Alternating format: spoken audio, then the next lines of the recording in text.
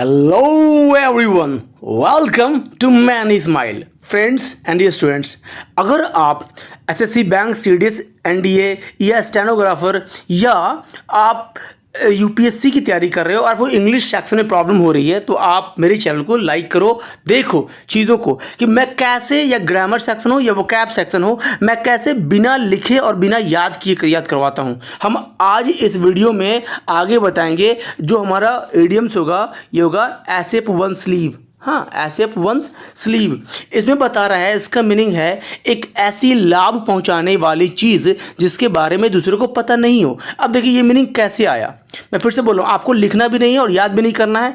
बस मेरे इस वीडियो को आप तक पहुंचाने का जो मतलब जो मेरा ये प्रयास है, ये तभी पूरा होगा। इसके लिए मैंने 3 रूल बनाए हैं। पहला कि मैं जो भी कुछ बोलूँगा आपको उसे विजुअलाइज करनी है। क्या करनी है? विजुअलाइज करनी है, इमेजिन करना है, देखना है आंख बंद करके।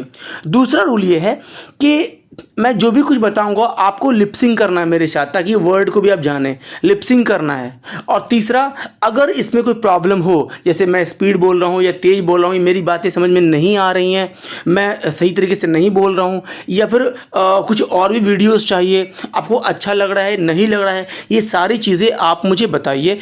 इसलिए आपको कमेंट ज़रूर करें, आप कमेंट ज़रूर करें, ज़रूर करें, ज़रूर करें, प्लीज़ प्लीज़ प्लीज़।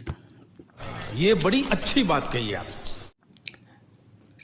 आते हैं, हमारा इडियम है एसेप वन स्लीव, मतलब एक ऐसी लाभ पहुंचाने वाली चीज़ जिसके बारे में दूसरों को पता नहीं हो। देखो एक ही वर्ड से आंसर आ जाएगा। स्लीव मतलब होता है सीक्रेट चीज़ें, यानी कोई गुप्त बातें, कोई राज की बातें। अब आप बताइए, अगर स्लीव मतलब सीक्रेट है, सीक्रेट है तो सीक्रेट में तो क्या होता है? देखो मीनिंग आ रहा है, जिसके ऐसी चीज़ होती है वो जिसके बारे में दूसरों को पता नहीं होता, उसी को तो सीक्रेट कहते हैं ना। आ गया आंसर।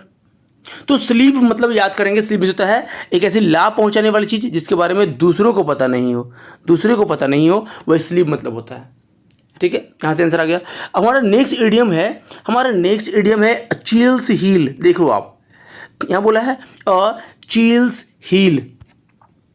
अब ये जो वीडियो है ना, आज चील्स हील बोले कमज़ोर पहलू। कैसे होगा मीनिंग? कमज़ोर पहलू। देखिए हील मीन्स क्या होता है? एड़ी। और चिल मतलब होता है ठंड, बहुत ज़्यादा ठंड। फिर से मैं वही बोलूँगा कि ठंड मीन्स यहाँ पे ठंडा नहीं लेना है, यहाँ पे शब्दों के मीनिंग पे नहीं जाना है। शब्दों के, कई बार शब्दों के मीनिंग पे आ जाएगा आंसर, ये अच्छी बात है, लेकिन कई बार शब्दों के मीनिंग के पीछे जो भाव है उसको पकड़ना है, मीनिंग अपने आप आ जाएगा, आपको याद करने की जरूरत नहीं है। बोले चील्स हील। अब हील मीन्स क्या होता है? एड़ी। एड़ी ले सकते हैं, हिल से एड़ी ले सकते हैं, पाँव ले सकते हैं। हाँ, और चिल में होता है ठंड। चिल में क्या होता है? ठंड। अब एक चीज़ आप गौर कीजिए, अगर चिल में ठंड होता है तो हम ठंड से कांपना ले सकते हैं, कांपना ले सकते हैं। अब बताइए चिल मिस होता है ठंड, ठंड से लिए हम कांपना। अब क्या कांपने लगा?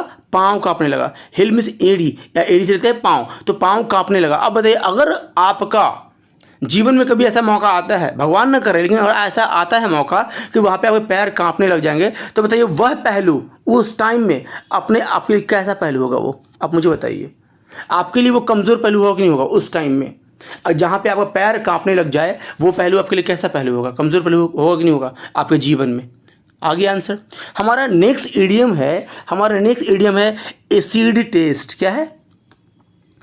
देख लिया यहाँ पे, एसिड टेस्ट, और मीनिंग आ रहा है कठिन परीक्षा या अग्नि परीक्षा। अब देखिए पे कठिन परीक्षा कैसे आया? पर टेस्ट मीन्स परीक्षा होता है, कोई दिक्कत नहीं, आ रहा है आंसर। दूसरा एसिड। अब देखिए एसिड से कठिन या अग्नि परीक्षा कैसे आएगा? एसिड मीन्स क्या होता है? आप जानते हो कि एसिड से जल जाता है। एसिड एक ऐसा मतलब पदार्थ है जिससे जल जाता है, तो वहाँ से जलने का सेंस आ रहा है, जलने का। जलने से हम आग ले सकते हैं और आग से अग्नि हो गया। आगे आंसर। तो एसिड से जल जाता है, जलने से हम आग ले लिया और आग से हमको हम अग्नि कह सकते हैं। तो आगे अग्नि, और टेस्ट मिस परीक्षा, तो एसिड टेस्ट मिस हो गया अग्नि परीक्षा। अब बताइए, जो आपके लिए अग्नि परीक्षा है वो आपके लिए कठिन परीक्षा है कि नहीं है? आगे आंसर। Wait a minute.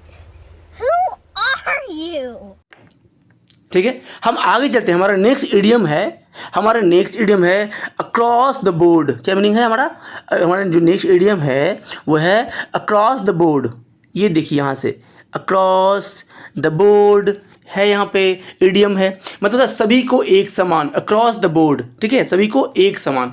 अब मैं आपको बताता हूँ कि जैसे मान लिया जाए अक्रॉस द बोर्ड, मान लीजिए एक बोर्ड है जिसे मैं पढ़ा रहा हूँ, ठीक है जी, देखो एक मैं यहाँ बोर्ड बनाता हूँ, ठीक है जी, यहाँ बोर्ड पे मैं बोर्ड पे हूँ और यहाँ पढ़ा रहा हूँ मैं, ठीक है। और बोर्ड पढ़ाने के बाद मैं यहाँ से एक एक क्रॉस करता हूँ। यहाँ बोल रहा है एक क्रॉस, एक बार क्रॉस करना है बोर्ड पे, ठीक है जी, एक बार क्रॉस करना है बोर्ड पे, ए क्रॉस द बोर्ड, यानी बोर्ड पे एक बार क्रॉस कीजिए, ऐसा बोल रहा है। देखते हैं, हमने यहाँ से क्रॉस कर दिया और फिर यहाँ से हमने यहाँ से क्रॉस कर दिया। अब देखिए, अगर किसी मान लीजिए कि ऐसा कोई बोर्ड है जो स्क्वायर के लेवल पे है और उसको एक बार क्रॉस कर देंगे, एक क्रॉस हो गया कहाँ पे, तो द बोर्ड, एक क्रॉस द बोर्ड, तो बताइए कि जितना हिस्सा इसको यहाँ से इसको मिला उतना ही हिस्सा इसको मिला, उतना ही इसको मिला, इतना ही इसको मिला, हो गया सबको एक समान। अब बस आपको ध्यान में रखना है, वो जो बोर्ड होगा ना वो थोड़ा सा स्क्वायर लेवल पे होगा। अगर स्क्वायर लेवल पे है तो जितना इसको मिलेगा उतना ही इसको मिलेगा, उतना ही इसको मिलेगा, इसको मिलेगा, हो गया across the board, across the board. तो वही हो गया अक्रॉस द बोर्ड, इसके सभी को एक समान, सभी को। जब मैं बोलूँगा एक क्रॉस द बोर्ड तो दिमाग में आप बनाएंगे स्क्वायर वाला बोर्ड और उसमें एक क्रॉस कर देंगे, और क्रॉस करने के बाद आप देखेंगे तो सभी को एक समान जैसा वो एरिया मिल गया, सभी को एक समान मिल गया। तो बस मीनिंग आना चाहिए, सभी को एक समान, आ गया आंसर। तो एक क्रॉस द बोर्ड, जब ये किसी बोर्ड पर एक बार क्रॉस करेंगे तो सभी को एक समान आ जाएगा, मिल जाएगा। अब वहाँ नेक्स्ट इडियम है एक्ट ऑन द स्क्वायर। देखिए मैं फिर से बोल रहा हूँ आपको कि ये जो इडियम है इसमें हर एक वर्ड पे रिसर्च किया गया कि आखिर मीनिंग कैसे आया है, पहली बात। तो मैं बस आपको एक हिंट्स दूंगा कि आप आंसर तक पहुँचो, ठीक है। बहुत जगह हो सकता है कि आप मुझसे संतुष्ट नहीं हो, बहुत जगह हो सकता है कि आप मेरी आंसर समझ में नहीं आए, इसलिए आप हो सकता है मुझसे संतुष्ट नहीं हो, लेकिन बस मैं इतना बता रहा हूँ, मैं आपको एक हिंट्स दे रहा हूँ। कहते हैं ना कि डूबते को तिनके का सहारा हो चाहिए, है ना। तो जैसे ही रे इन द ट्यूनल, वही होता है कि डूबते को तिनके का सहारा। जैसे ही आपको एक मतलब आंसर, आपको एग्जाम क्वालिफाई करना है और यहाँ पे मैं चाह रहा हूँ कि आप इडियम्स याद करो, हज़ारों इडियम्स याद करो, वो बिना याद किए। तो क्या मैं हर इडियम से बस आपको कह सकते हैं इशारा दूंगा, आपको आंसर तक पहुंचना है। इसलिए मैं बोला कि बस सोच ले, जब मैं बोलूँगा एक क्रॉस द बोर्ड तो बोर्ड सोच के ये स्क्वायर बोर्ड होगा, एक क्रॉस कर देना है, आज समझ में आ जाएगा ये सबको एक समान कैसे होगा। आते हैं नेक्स्ट, हमारा इडियम है एक्ट ऑन द स्क्वायर। क्या बोला है? Act on the square. अब गौर कीजिएगा, फिर से आ गया स्क्वायर। हमने लास्ट इडियम बताया था स्क्वायर डील, स्क्वायर में होता है ईमानदार। कैसे होगा ईमानदार? मैं बताया था कि अगर मान लीजिए कि एक स्क्वायर है, ये स्क्वायर है जी, सही है, ये स्क्वायर है। हाँ बताइए मुझे, स्क्वायर में अगर मैं मान लेता हूँ कि ये जो साइड है, ये भुजा ये ए है, ये भुजा बी है, ये भुजा सी है और ये भुजा डी है, मान लेता हूँ मैं। अब आप मुझे बताइए कि जितनी लंबाई चौड़ाई, जितनी जो बड़ा है ए, जितना बड़ा है उतना ही बड़ा बी भी है, उतना ही बड़ा सी का भी साइड है, उतना ही बड़ा डी का भी साइड है। तो मुझे बताइए ये क्या है? ए यानी स्क्वायर जो है वो एक दूसरे के लिए, A B C D square जो है सारे साइड के लिए समान है, एक जैसा है, किसी से भेदभाव नहीं किया है, किसी से भी ये भेदभाव नहीं किया है, किसी से भी ये ऊंच नीच नहीं है, बड़ा छोटा नहीं है, है ना। तो वैसा ही अगर नेचर किसी व्यक्ति में हो कि वो किसी से भी वो भेदभाव नहीं किया है, किसी से भी वो ऊंच नीच नहीं है, तो उस व्यक्ति को कैसे बोलेंगे कि वो व्यक्ति बड़ा सज्जन व्यक्ति है, बड़ा ही ईमानदार व्यक्ति है। और इसीलिए सज्जन का जो नेचर है वो स्क्वायर के अंदर है। इसीलिए यहाँ पे स्क्वायर से मीनिंग लिया गया सज्जन यानी ईमानदार व्यक्ति, ठीक है। स्क्वायर से मीनिंग लिया गया ईमानदार, और ईमानदार आप बोल रहा है कि ईमानदार के ऊपर एक्ट, यहाँ बोल रहा है कि जो एक्ट होगा वो ईमानदारी के ऊपर एक्ट होगा। तो बताइए अगर ईमानदारी से स्क्वायर से ईमानदारी मीनिंग आ गया, और एक्ट मतलब काम होता है कि नहीं होता है, व्यवहार होता है, हो गया, आ गया आंसर। ईमानदारी पूर्ण काम या ईमानदारी पूर्ण व्यवहार, आ गया आंसर। क्या बात है सर, क्या बात है सर, क्या बात, ये बात है। हमारा नेक्स्ट इडियम है add fuel to the fire. अब बोले इसका मीनिंग होता है स्थिति को और भड़काना या जले पर नमक छिड़कना। देखिएगा या मीनिंग बोल रहा है स्थिति को और भड़काना या जले पर नमक छिड़कना। मीनिंग कैसे आया? बोला है ऐड, क्या बोला जी? ऐड बोला यहाँ पे add fuel to the fire या फ्लेम भी बोल रहा है। Add fuel to the fire, यहाँ देखिए क्या बोल रहा है मीनिंग, आग में घी डालना कैसे नहीं आया? फायर मीन्स क्या होता है? आग, ऐड मीन्स क्या होगा, जोड़ना, और फ्यूल मतलब होता है ईंधन। अब ईंधन के रूप में यानी जिससे आग और जलता है, जिससे आग जलता है, जिससे आग और भड़कता है। तो आपको पता है कि आग में जब घी डालते हैं तो आग और भी ज़्यादा फैलता है और भी ज़्यादा भड़कता है आग है। तो वहाँ से मीनिंग आया कि आग में घी डालना, ठीक है। Add fuel to the fire, add fuel, fuel में ऐड करना, फ्यूल ऐड करना फायर में और भी ज़्यादा, और ये और क्या होता है, फ्लेम और उसका बढ़ता है। तो वहाँ से मीनिंग आ गया add fuel to the fire, आग में घी डालना। और अगर कोई आग में घी डालता है तो स्थिति को और क्या होता है, स्थिति और बदतर हो जाता है, और बदतर स्थिति हो जाता है। आगे मीनिंग, आग लगा दी, आग लगा दी, आग लगा दी। आपको सेंस को समझना है। मैं सिर्फ एक इशारा दूंगा, मैं फिर से बता रहा हूँ, मैं सिर्फ एक इशारा दूंगा और आपको वहाँ पहुँचना है ताकि आप आंसर तक पहुँच सकें। हमारा नेक्स्ट इडियम है ऐड इंसल्ट टू इंजरी, मतलब होता है जले पर नमक छिड़कना। आप देखिए मीनिंग कैसे आया, जले पर नमक छिड़कना कैसे आया, या स्थिति को और बदतर कर देना। यहाँ बंद कर देना लिखा हुआ है, गलत है थोड़ा सा, यहाँ बदतर होगा, हाँ, और बदतर कर देना, बंद नहीं होगा यहाँ पे। तो थोड़ा सा मिस स्पेलिंग है यहाँ पे, हो गया, कोई दिक्कत नहीं, आप समझिएगा, मैं इसी को बार बार बोल रहा हूँ। ऐड इंसल्ट टू इंजरी, जले पर नमक छिड़कना कैसे होगा। जैसे मान लीजिए कि मैं अपने घर का बाइक लेकर के गया घर पे बाहर, मतलब उसको राइड करने के लिए, और जब मैं वापस आया तो बाइक का एक्सीडेंट हो चुका था, ठीक है, बाइक का एक्सीडेंट हो चुका था और थोड़ा बहुत मुझे भी चोट लगी थी। तो अगर मान लीजिए कि मेरे घर में किसी ने बोला कि भाई ये बाइक कैसे ठुक गया, अब बाइक क्या तुम्हारा बाप बनाएगा, मान लो ऐसा किसी ने बोल दिया कि बाइक क्या तुम्हारा बाप बनाएगा, तो अब मुझे बताइए कि मुझे इस बात से कितना बुरा लगेगा कि यार मैं एक्सीडेंट करके आया, मेरे बारे में किसी ने ये नहीं पूछा कि तुम्हें कहाँ चोट लगी है, तुम्हें ज़्यादा चोट तो नहीं आई, तो डॉक्टर के पास ले जाना है, किसी ने मुझे नहीं पूछा, और यहाँ तो पूछा कि बाइक क्या तुम्हारा बाप बनाएगा। तो देखो मुझे एक तो मुझे क्या हुआ, मैं इंजरी हो गया था, मुझे एक तो क्या हुआ, मुझे इंजरी हुआ, उसके बाद उन्होंने मुझे इंसल्ट किया, हो सकता है और कोई सामने भी हो, वहाँ पे इंसल्ट कर दिया। तो एक तो इंजरी हो चुका था पहले से, ऊपर से उन्होंने और इंसल्ट भी ऐड कर दिया। तो बताओ वहाँ पे हम बोलते नहीं, मेरे जले पे नमक छिड़क दिया यार, उसने पहले से ही जला हुआ था, उसने और भी बात बोल करके और ज़्यादा उस पर नमक रगड़ दिया। तो बताओ यहाँ से मीनिंग आ रहा है कि नहीं आ रहा है, जले पर नमक छिड़कना। मैं सिर्फ आपको एक इशारा दूंगा, आपको आंसर तक पहुँचना होगा। ये बड़ी अच्छी बात कही आप। हमारा नेक्स्ट इडियम है after one's own heart, after one's own heart, और इसका मतलब होता है समान। देखिए मीनिंग कैसे आएगा, गौर कीजिएगा। अगर आप बताइए, अगर सभी को अपने, यहाँ बोले after one's own heart, one's मतलब था कोई, अपने किसी को भी कोई को भी आप अपने दिल की तरह मानते हैं, अपने दिल से समझते हैं। अगर मान लीजिए कोई जानवर भी है, अगर उसको चोट लगा हुआ है, अगर वो चोट लगा है तो आप दौड़ के जाते हैं, अरे चोट लगा। तो देखिए आप उसको समान समझ रहे हैं कि जैसे मुझे चोट लगता है वैसे उसको भी चोट लगता है, जैसे मेरे अंदर जान है वैसे मुझे फीलिंग होती है, वैसे उसे फीलिंग होती है, उसके अंदर भी जान है, आप उसको समान समझते हैं। वही आफ्टर वंस ऑन हर्ट, अपने दिल से किसी को समझना मतलब समान समझना, वहाँ बोले अपने जैसा समझना।